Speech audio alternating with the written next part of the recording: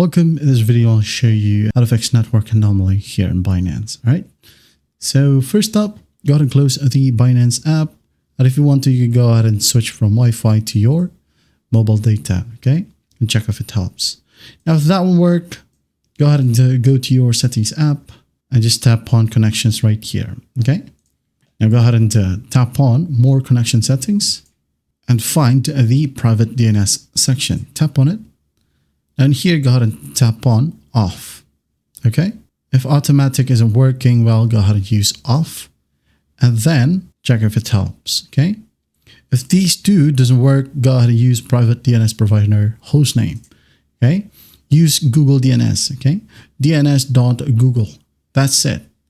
Now, once that's done, just tap on save and open up Binance and it should work now. Okay. I'm just going to leave it to automatic right here because mine works perfectly fine. So another fix for that, if you have VPNs, okay, make sure that you disable VPN connection before opening up Binance, as they can cause connectivity issues as well. That's basically it. Now for iPhone users, just go ahead over to your settings, Wi-Fi, and then tap on your connected network, select configure DNS, switch to manual, and then add your desired DNS server, which is dns.google as well.